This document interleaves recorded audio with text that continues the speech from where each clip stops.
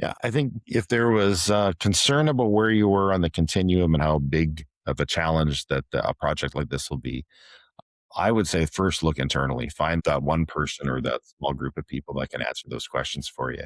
Have a coffee and sit down with them. Find out what they know, where information lives, what breaks when they're away is a big thing. It'll tell you more about your data situation than any technical assessment will, I think.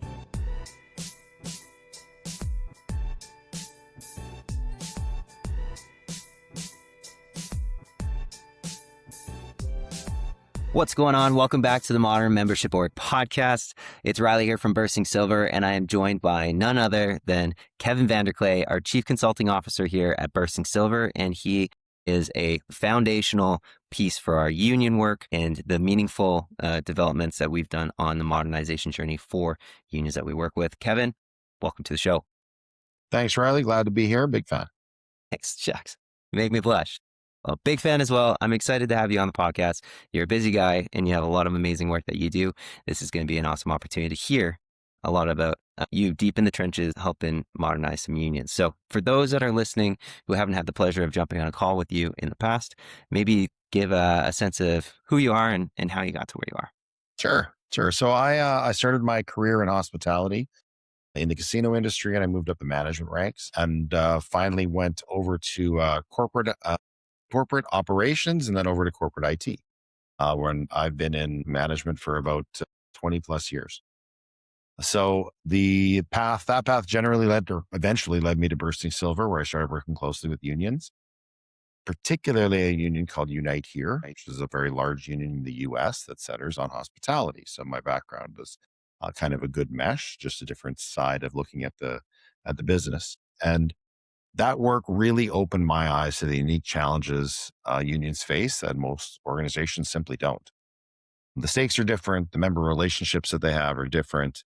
The data problems that sit underneath are honestly unlike anything I've really had to solve before. And just helping work through those was just a tremendous amount of satisfaction in working with them and helping them solve those problems. Nice. Yeah. I was familiar with your Casino Royale days, but I had never made the connection between your work with Unite Here playing into your experience in hospitality. So that's really cool that was your jump off point. And obviously with Unite Here, that is a beast to say the least. So when it comes to your union work, obviously you dove headfirst into a large modernization piece, but unions big and small, have you had any experience when you're helping them on their modernization journey that there's something that they consistently don't come up front with you or reveal as part of that process? Yeah, they either don't reveal, maybe not aware that it's a factor, or just might not think about it. But I honestly, when you take a step back, usually folks think they're in much messier situation that they are. The surface can feel a little chaotic, but underneath, when you kind of get to the nuts and bolts of things, unions are generally not in that bad a shape.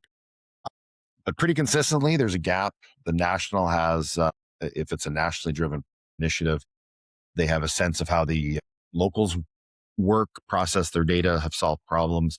And there's usually a little bit of diversity in terms of the way locals have tackled challenges. And so they may be running different systems entirely, or have solved problems different ways for the same job between locals. So that's something that usually requires some digging into when you're doing an initiative. The other thing is people really understand their processes very well. They'll take you and walk you step by step through all their work, but there's typically no written path. So there might be a rule set, but when it comes to how somebody does their job, there is very little documentation, and that's not untypical for a lot of businesses. But the institutional knowledge lives in people's heads, and because of that, it feels like a fairly daunting project because you really don't have any tangible assets to go from. It's mostly a people initiative, and those are always a bit challenging. So usually something's broken, but it's not very complicated to fix, and it's really around a people initiative. My job when I get engaged is to show folks how to solve those sorts of issues and who to talk to. And once you document and standardize the process, the downstream benefits are significant. Yeah. A couple points to unpack there, but you do highlight some key points that is unique to unions. For example, the local piece, solving several problems, plenty of ways to catch a fish, so to speak. And to me, that the first thing that I think about is data and data inconsistencies, and trying to align those can be like a minefield, or even data in people's heads and those experts. So my experience working with unions, I've heard that there's a consistent thread of our data's bad. A lot of these organizations also, in other conversations I've had, have been around for a long time. So that can lead to large data sets that, I don't know, you dust the cobwebs off, so to speak, the digital cobwebs. Now, I know in your experience, you've managed to help change that perception. And I want to hear from you. What separates a union with genuinely bad data from one with good data? Yeah, typically most unions don't have bad data. Bad data is something that's caused from people just having no plans of data capture and some really poor processes on the get-go. Most of the time, the data is very good for the time it was alive. And then it might atrophy, or it might be kind of hoarded in a bit of a silo. Typically, my rule of thumb is if there's one person that you can talk to and they have a question around, you have a business question as a union leader, and you can talk to that one person and they kind of look in the air and they go, "Oh, yeah, okay, I think I can answer that."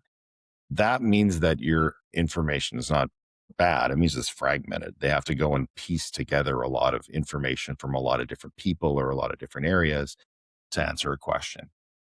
And so fragmented data is typically what I see unions having. Yeah. Now, so fragmented data, that's a good word. What does that actually look like on the ground in action? Mhm. Well, I mean, one good litmus test is the person who has all the answers. If you can find that person and you have a person like that, or even if even better, if you have multiple people like that in organizing or in membership and in the different areas, that's a that's a really good thing. It's not going to solve your problem, but it tells you that your problems are solvable. And the second thing is the same piece of data can mean something different to different groups. So fragmented data, I'll use an example of a member address. A member address for a membership administration is important because that's how they measure a person, send the mail, et cetera, from the union proper.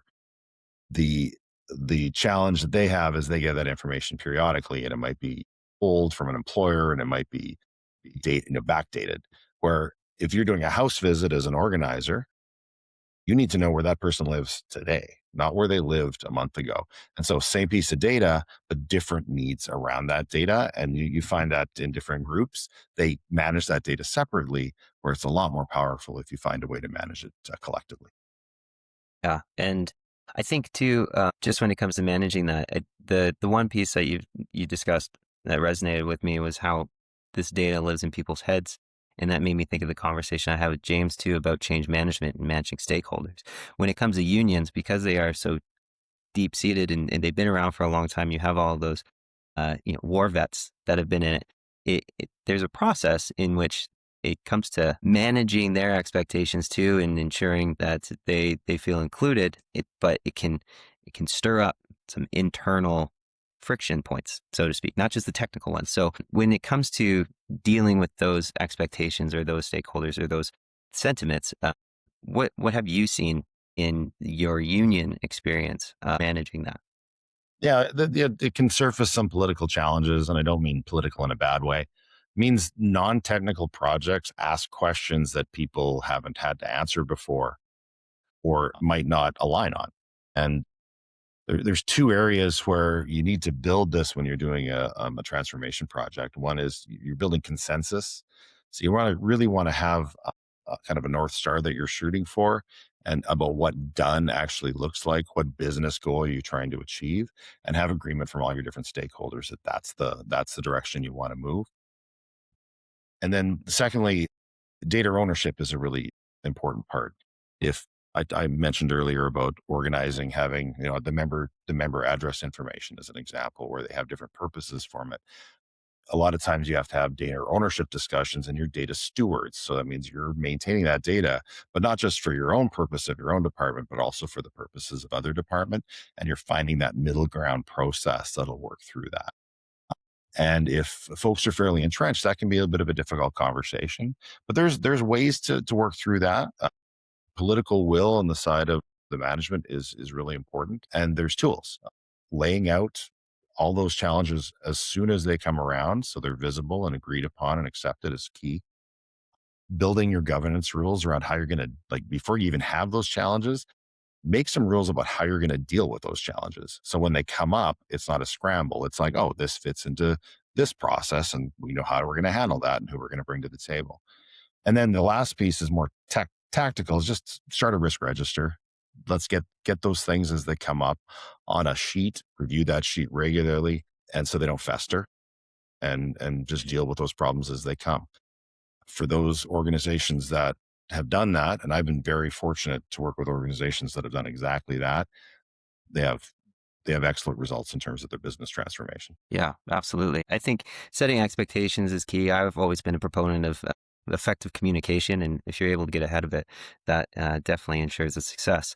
But there's that other part too, where not just necessarily managing expectations, but I know Al mentioned this too about an IT handoff, and that's when it becomes more or less a transformation and more of an install. And based on your experience, have you seen that happen in real time, or it kind of shifted? Yeah, you can feel that happening when you're on a project. There's a couple of signs that the project might be losing momentum or becoming less about business transformation and more transactional. Your meetings start becoming about milestones and go live dates instead of the people that the transition of the work, the training, the benefits that it's going to bring to the organization. Those become kind of a sideline to the tactical tasks. Both are important, but when one starts overtaking the other, that's a bit of a red flag.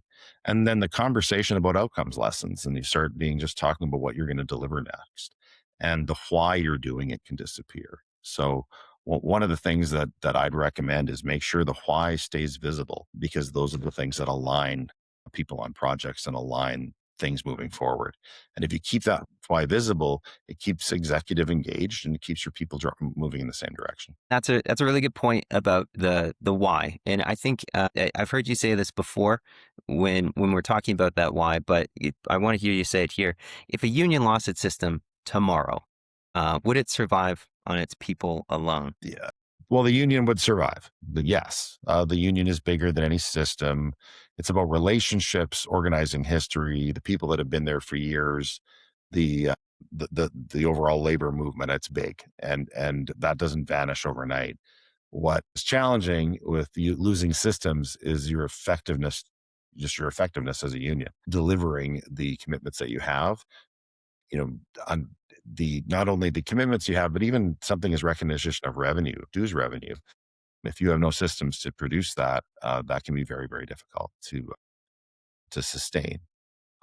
So I think it becomes the discussions around systems in that sense aren't about union identity. They're about union enablement, redundancy, recovery planning. You're not protecting software by doing that. You're protecting your ability to function continuously.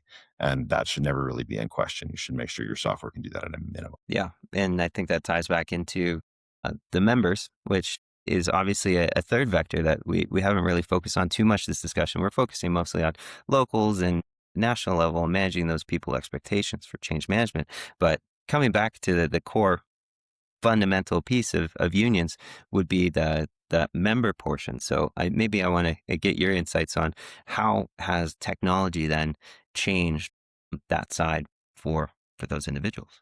Well, first off, members are why any of this matters. The expectations of everyday people are high. Everybody shops, or a lot of people shop at Amazon, or they use Netflix, and there's a level of usability that people are expecting. And there's also a level of expectation on what you know about a union individual when you walk into a business or into a shop as an organizer and you go and talk to somebody. You're expected to kind of know, well, when they're working, big thing, what their name is, obviously, what their living situation is, but also, do they have any grievances? Where are they on their dues? And all those other different elements of the business that have they participated in rallies, and are they strong proponents of the union and the causes that the union is fighting for. Those things should be at an organizer's fingertips, and a lot of them are, but not everything. And if you can't answer all those questions, then that the answers are all out there. It's just about bringing them together. Absolutely. And I think that is the separator piece, the one that Al highlighted is unions are definitely driven by their people and the ability to serve their people. So And I think it's also, well, I was just going to say, it's also important that, in the age of tech, my inbox fills up quick, and it is, and my chats and my texts and everything, they come in at a rapid pace. So it's important that your members don't feel overwhelmed by communication, and you find the right level and frequency of communication that works for them to get engaged in the most. yeah, that's a big one too. Again, a nice little callback to relevance that Al was highlighting, but you don't want it to turn into noise. Otherwise, you're a nuisance more than you are serving them. With that mindset, then, and this now going back to our leadership talk, that one piece of advice, along with many, if I was coming to you as a union leader and we're looking to improve our systems and improve our organization, but I just don't know where to get started, where to go, what guidance would you offer me? Yeah, I think if there was concern about where you were on the continuum and how big of a challenge that a project like this will be, I would say first look internally. Find that one person or that small group of people that can answer those questions for you. Have a coffee and sit down with them. Find out what they know, where information lives, what breaks when they're away is a big thing. How much vacation do they feel they can take? Because usually it's not very much. And it'll tell you more about your data situation than any technical assessment will, I think. And then from there, reach out to people you trust to get opinions. There's lots of people that have done this sort of work in terms of helping organizations through these sorts of challenges. But I'd first look internally and get a sense of where you are. Wonderfully said. I'm going to be looking forward to you stopping by my desk, my virtual desk with a coffee one of these days. For sure. Thank you so much for your time, Kevin.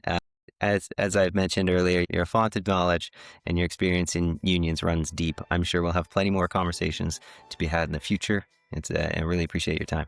Well, thanks, Riley. I'm looking forward to it.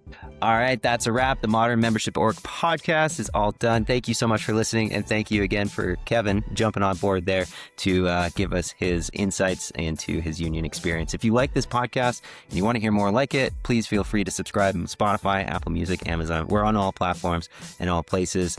If you would like to contribute or give us a suggestion on topics that you want us to hear, want to hear us explore more, please feel free to reach out, info@burstingsilver.com, or my name, rmiller@burstingsilver.com. Happy to get that slated. And thanks again for listening. We'll catch you on the next one.